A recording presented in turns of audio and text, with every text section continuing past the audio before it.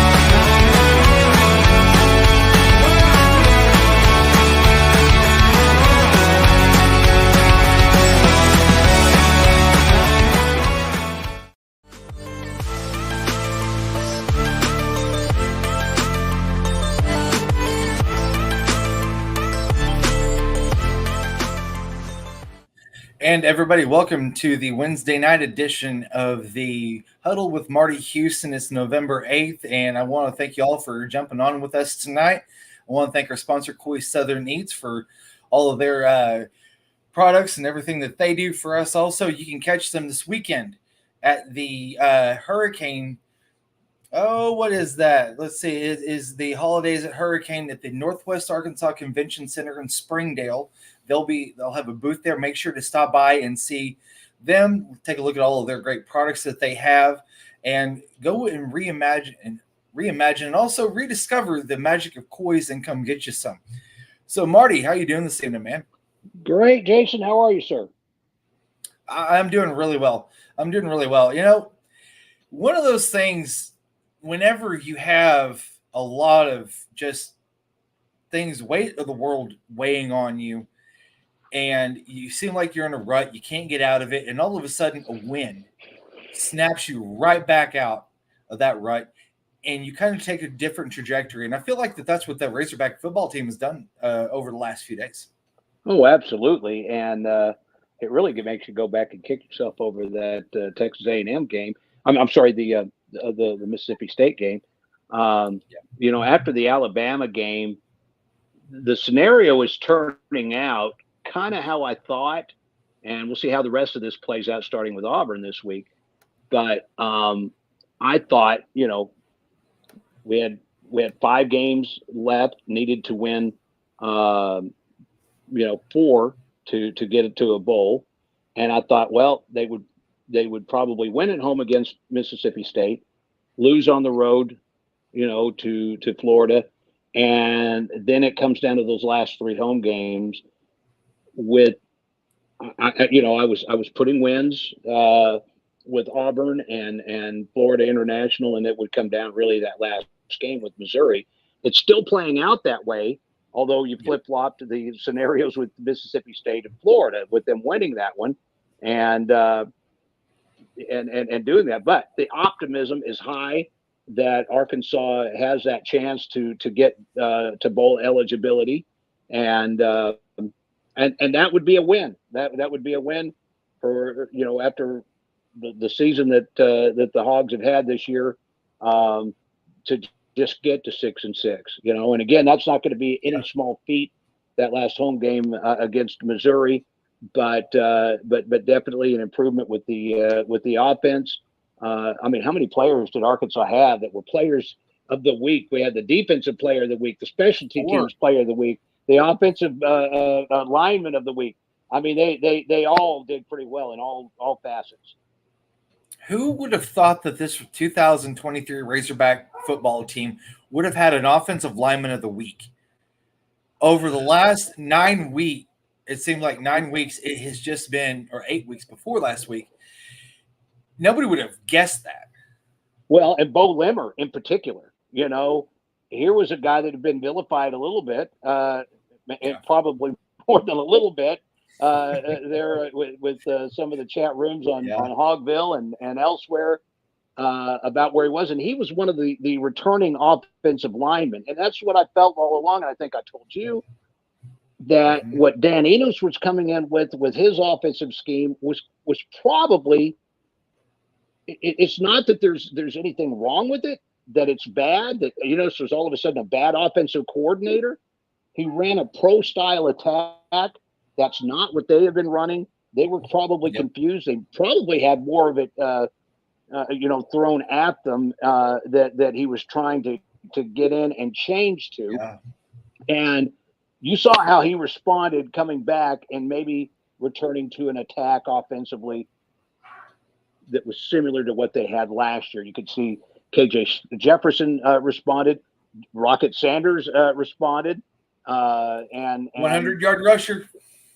Absolutely. The first time. Yeah. I mean, he had more yards in that game than he had combined in all the games that he had played this season. So, everybody responded. And so you now all of a sudden the arrows are all pointing up of where you think that that these guys could go. And, and maybe a bright horizon for a young upcoming offensive play caller. I mean, Kenny Guyton gets his chance, and they continue like this. This will be his job going forward. He'll be the offensive coordinator, and this was the opportunity he was looking for. Yeah, and I know that a lot of people have talked about, and I've seen it on Hogville, I've seen it on social media, that the book's not out on Kenny Guyton yet, but I'll be frank with you. The book was already out on Kenny. I've already talked about this with Otis. I've talked about this with Dudley, that the system that we saw on Saturday was something that we've already seen the last 2 years prior. And I felt like that Kenny went and found all the stuff that KJ did well that made this offense work efficiently. And there was a couple of plays that Dan had that worked pretty well. They incorporated those too. But I felt like that the majority of it was what they've ran the prior 2 years. And that's where you saw a lot of KJ wasn't having to think. He was just reacting. And that's whenever you play football downhill. And that's what he was doing Saturday. Yeah. Again, Kenny Guyton, we've known this. He was a guy that worked with Kendall Briles prior. So he knew all of this stuff, all of the Kendall Briles offense, and had worked with it pretty well. The downfall of Dan Enos was getting these guys to buy into it. Was he making it too complicated? I don't know. You'd have to get some guys to sit down and honestly tell, where this was going, why it wasn't working. Certainly when Dan Enos was hired the first time by Brett Bielema, Brett Bielema is a pro-style attack guy.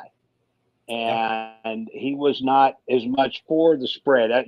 We all remember all of the comments and the no huddle stuff that he would shoot at some of the other SEC coaches, at media days and some of that. And, Dan Enos was a good fit for Brett Bielema. Well, he also worked with Sam Pittman during that time, and they were a good fit. When he brought him back this time, that's what they were really looking at. And again, I don't think that Pittman was a guy that's going to get himself involved with what's going on, because I don't think he really knew. He's truly a head coach that doesn't try to meddle in with what he lets the assistants do what they do, and relies on them. So for whatever reason, whether he threw too much at once, or whether he complicated it too much, or it just wasn't fitting the personnel that they had and what they've been running, really the last 3 years. Mhm. It was really down on Enos to get that to fall. Again, not that it was a fault that he is a bad offensive coordinator or even a bad play caller, because you saw how the players responded. When Kenny Guyton put this back in, and hopefully can build on that this week against Auburn. Yep. I do want to throw out here really quick. We got a long-time follower of yours, Marty, Daniel Bush. It says the noon huddle in the 90s was good times. He said sidekick Ernie Witt Jr. back then, who was before Ernie. I don't know if you had a sidekick before Ernie, did you? Yes, I did. It was a fellow by the name of John Wilhelm. I think he did the first 3 years, 2.5, 3 years with me on the show. And again, the way we did that show, it was in a radio room. They would never let me move it out of that radio room. The idea started of just putting cameras in a radio room and making it. And I desperately wanted to. Now, the last year I did the show, I was in the studio, and I didn't have Ernie with me. We did it for 11 years, but I'm going to say the first 3 years was a fellow by the name of John Wilhelm, and he was just a guy I would talk to. He was not really a sports guy, but I could, just talk to him and bounce some things off of him. Ernie was a little bit more into the sports and could banter back and forth with different things and run the controls at the same time. So, Nice. So it was TV at its simplest back at a time when we needed something simple for that station. Yes.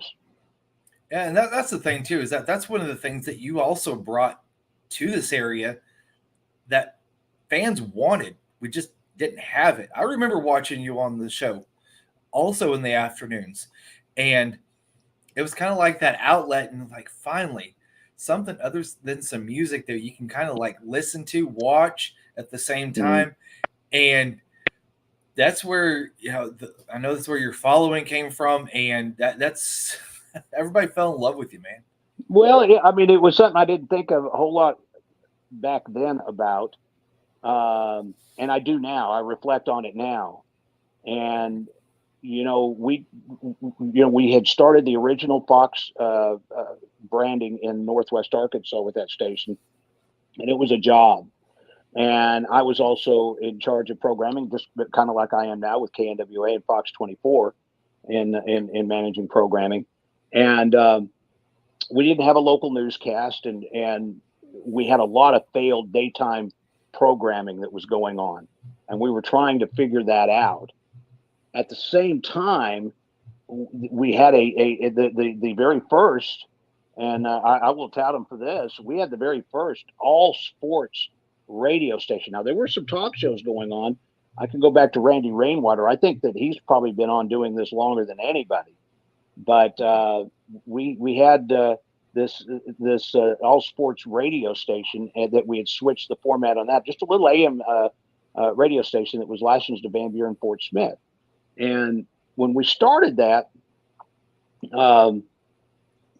we didn't have a lot of programming there. We were affiliated with ESPN, and ESPN did a lot of programming on the weekends. They had the fabulous Sports Babe in the mornings, and that was it. And so we had to find a lot of sports programming there. And that's really where the radio show, or the show started, the Huddle. And it was an afternoon game. And if you want to know, absolutely, the first co-host I had was a fellow by the name of Mike Burgess, who still lives in Fort Smith and still manages radio. But he and I did it at first, and we just needed to do it to fill in some gaps on the programming just on radio. So then when we had on the TV side the failed daytime programming, I just said we could put some cameras in the room. And I was thinking of this. I'm like, well, we could use the people watching as the audience, because I was looking at talk shows at that time.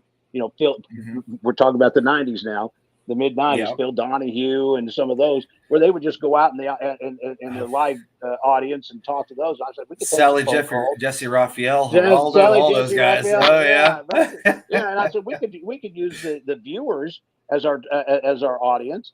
And so, again, it was just trying some things. And I said, we couldn't do any worse. You know, you were looking at the demographics for daytime television then, and there wasn't a lot of men that watched. But I said, we could maybe get some during the noon hour, people coming home for lunch, and simulcast it on the radio. We needed the programming there. And so we started, but it was really, you see so much of it now, but there wasn't. And as I look back at it now and I reflect on it now, and I wasn't really thinking of it then, how it was one of the first to do that and put that on television. You know, you see all kinds, you know, the big networks do that sort of thing now. And they even try to set it up and create conflicts, you know, and things like that. But the University of Arkansas wasn't even that guarded, because I noticed in the first couple of years, we would get some of the athletes that would call us. I'll never forget the first time Barry Lennon Jr. called. He was a quarterback and called up on the show. We were having a discussion. He calls up on the program and tells us his thoughts of who he thought his successor would be at quarterback. And then we had others. That's wild. We had others that would call in. I mean, university would never let them get away with that stuff now. But back then, you know, they would just call us up, and in the first few years, we would get some of that. So I remember Sunday Out of Bio call. If I would talk about them, they would call me up, and then we went up there. That's hilarious. And we were up there doing some videoing, and we were walking through the weight room area, and all of the TVs had it. I was told this by some of the trainers, that they would do their weightlifting sessions and would have the show on. So, you know, there was a lot of it that was funny that came about that I would have never envisioned. But and I know you didn't want to go down the whole history. No, I love this. No, this is great. But it was simple. It helped us bring in some local programming that we did not have at that time, because we didn't have a newscast. And it lasted for 11 years. So things I'm still proud of, and you know, I was willing to keep it going after I had taken the job in the Fox affiliation move. I moved with it, and just never did, you know. And I was okay with that. I was ready to move on. I mean, 11 years with it was good. Otis Kirk on there. You know, we started the first recruiting reports. Otis was living down in Mena at the time and working for the Mena Star, but he was the only guy that would do recruiting. And with his recruiting pamphlets that he would send out. And I just kind of bartered it out with, and I did it for 10 years with Otis. You know, I'm like, you know, that's what really makes these football programs. Is Arkansas was, you know, when we started the show, we were about 3-4 years into the SEC. And I'm like, the recruiting is such a big deal with the SEC, with not Arkansas fans, SEC fans. I'm like, people are interested to know who Arkansas is recruiting and bringing in. And Otis knew that more than anybody, and still does, and follows these recruits around all over. And I started putting him on once a week, you know, and what we would end up doing, I would get his opinion what was going on with the football team, and you know, the hiring of Houston Nutt. You know, we went through the firing of Danny Ford, the hiring of Houston Nutt during that time, and I still have some of the players during that era that still come up to me and talk to me about it. So What was the wildest interview that you had with one of the players that was active at that time that would call in? Oh gosh, I remember again. I'll never forget the day. The Barry Lennon Jr. and I knew him a little bit from high school. I remember Sunday Out of Bio had called in once, and we would talk to him.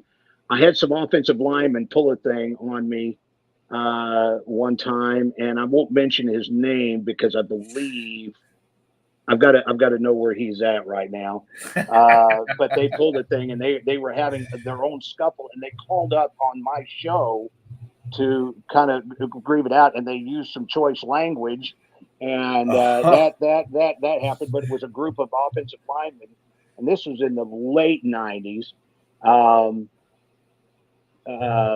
Brandon Burlsworth called in. He didn't really identify himself, but I knew it was him.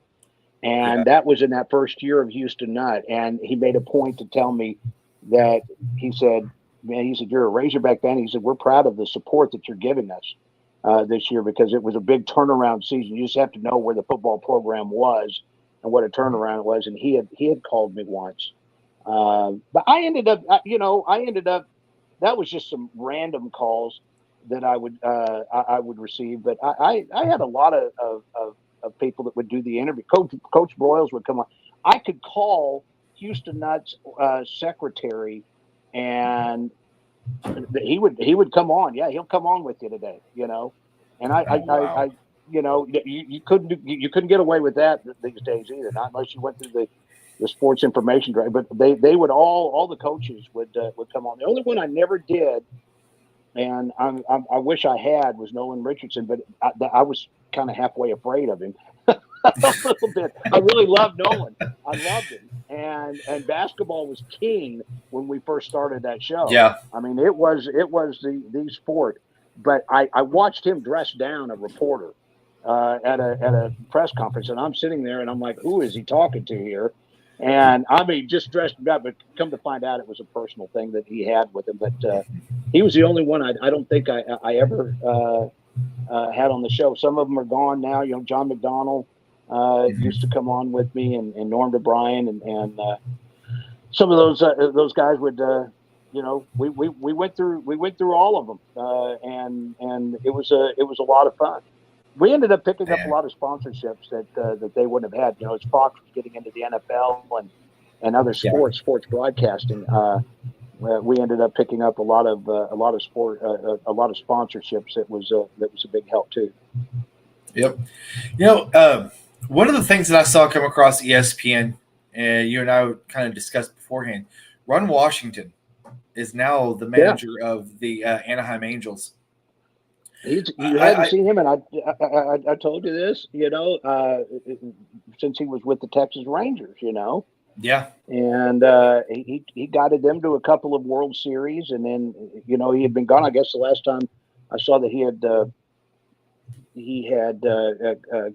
coached was in with the Rangers was 2014. Yep. And so the Angels hire him today and sign him to a 2-year deal. I guess he'd been with the Braves as an assistant coach, and he's 71 years old. For a guy like me that's getting older, and you see the success of these managers. It's not the same in baseball, I guess. You look for these older guys with the wisdom, and you get to appreciate that when you're my age.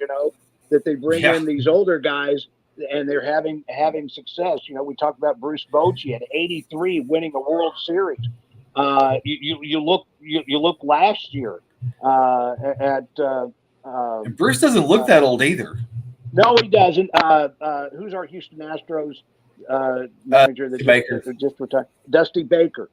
That guy's in his 70s, and they actually had to have him come in there and kind of clean things up. And then he wins his first World Series last year with them. He's in his 70s, Yeah. And there's something about Major League Baseball and hiring older guys that are able to deal with the young players that they have and how they manage on the field. And it just tells me how baseball is more of a strategy game. You do have to have the athletes, no question. Yep. No question about it. And have the players, but guys like that who know how to use that strategy and their wisdom that they've picked up over the years is something. And here's Ron Washington, 71 years old. He's going to see what he can do with Shohei Ohtani and that's if they can get him back too. Yeah, if they can get him back, that's right. Yeah, I mean, the offseason is still playing itself out. But, they still got Mike Trout there. Trout says he's not leaving. And, they've had different guys. I know there was at one point that the Angels thought they could make a run. They didn't make the moves and trade off Trout or Ohtani. And maybe they're going to just take a different approach, see if they can bring in a guy like Ron Washington that can bring it out of them. So, yeah. What that signaled to me too was that they're valuing experience over analytics, because you see the Cardinals with Marmol going with the analytics side. You see these different clubs going towards the more analytical side, kind of like the Billy Bean baseball type. But some of these owners, they and GMs, they really feel like, hey, you know what? Oh, sorry about that. My phone, I guess, is connected to my computer. No. I Anyway. can hear you fine. No, you're still good. I never lost you. Okay, good. So, I feel like that some of these clubs are, valuing experience over analytics. And for me as a baseball purist, you have to have that no matter what. And that it just brings a lot of joy to my heart still, because I feel like the footprint's still there for the older fans. Yeah, it is, and I don't think there's anything wrong with the analytics. I mean, holy cow, they made a movie about it, about how they had the success. But there's still something to be said about old school baseball and knowing how, using that wisdom to manage these guys. When do you need to pull the pitchers? When you need to run the runners? All that stuff. Those are things that guys like It's a Ron feel Washington thing. and Bruce Bochy knows. Yes, I mean, they know that, and the game has changed. I mean, you got a pitch clock now. You can't do the shit.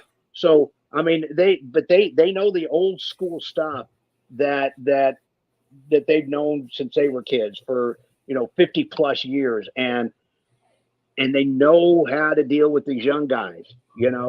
And it's guys from different backgrounds.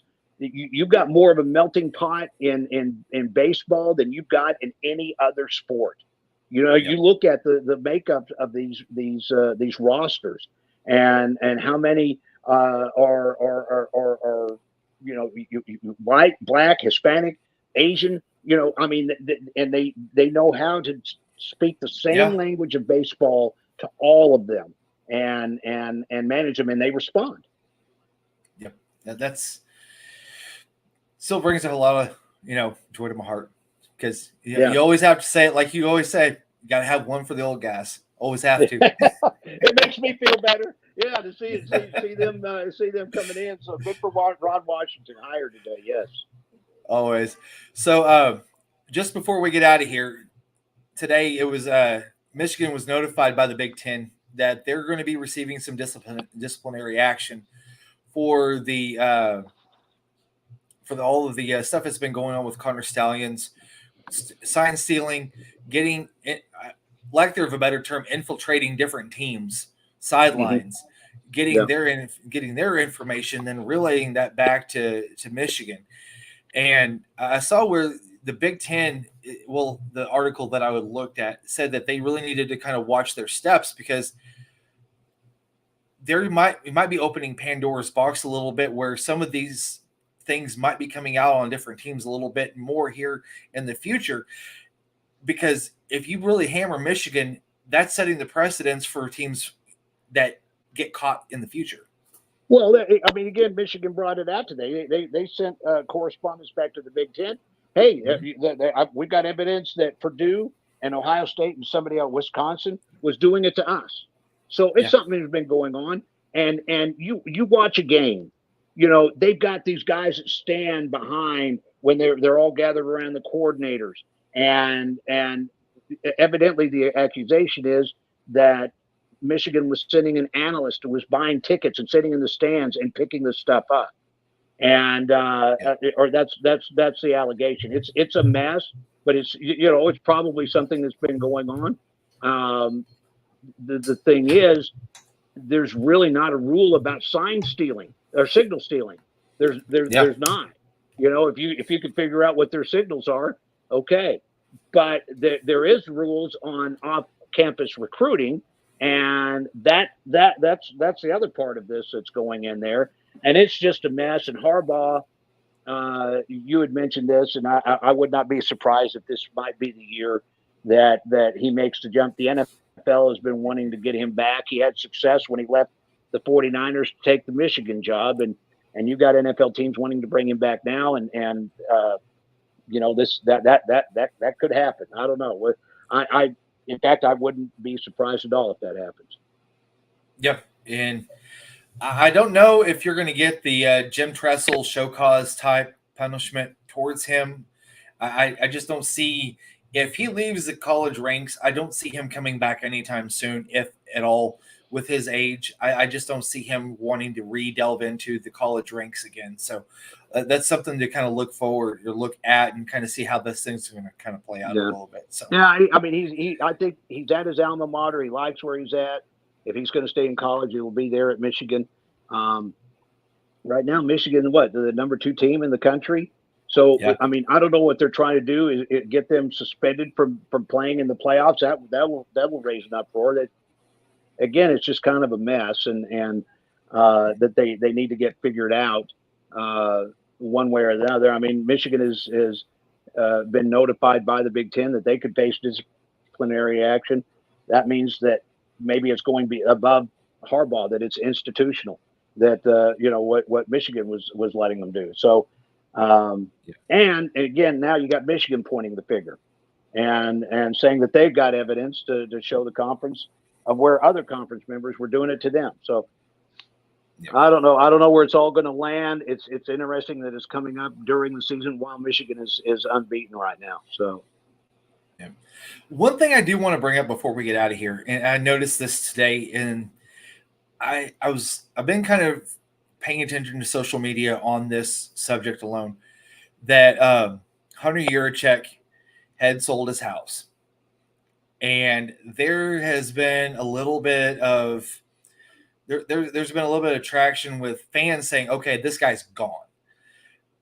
The guy went ahead. He also bought another house on top of that. So to me, I don't think he's going to go anywhere. I think it was more brought up for fodder than anything else, and just to have a little bit of a discussion about. But Hunter Yurachek is not going anywhere anytime soon.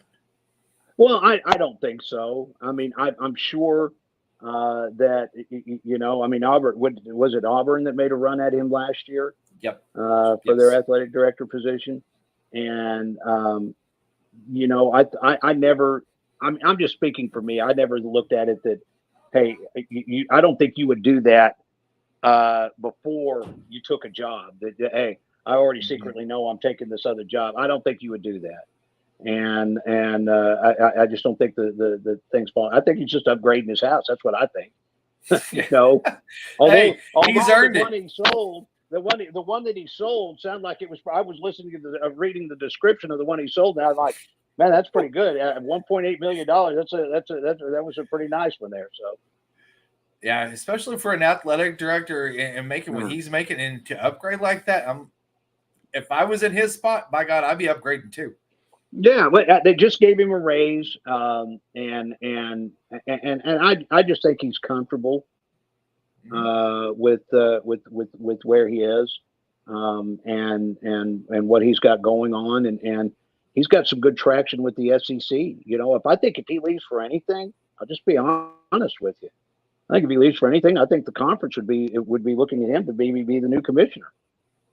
Yeah, that wouldn't surprise me. There you go. I just threw that out there. I've actually had some discussions with some of my guys about that, but I think that he's in a good place with how the conference feels about him, and that if there was anything. I'm not starting a rumor on that. I'm just saying that would be the next the next jump up. I don't know what somebody would pay for an athletic director, what they would open up for Hunter Yurachek, but I know he's very comfortable, and especially where he's got all of the sports at except for football. Where they are right now, and I think he probably feels like that football is kind of on an uptick for him. So. Yep, it is. Well, Marty, I want to get you out of here, my man. And we will do this again next Wednesday, y'all. Okay. All right. Well, everybody, I want to thank you for tuning in tonight. We'll be back next Wednesday at 7 p.m. Also, I do have a Hogville special tomorrow night. AP Stedham from AP and Kelly As We See It will be on with me tomorrow night. He exclusively covers pretty much all the best football games of the weekend, but he's been really following closely the Auburn Tigers this year. So he's going to jump on with me tomorrow evening. Great friend of the show. Got a chance to meet AP a couple of summers ago at SEC Media Days. Incredible mind. And he's probably forgot more football in the state of Alabama than I'll ever be able to know. So I cannot wait to talk to him and get him on here with y'all. All right. All right. So everybody, from Marty Houston and myself, Jason Patterson, I want to thank you guys for jumping in tonight, and have a great night.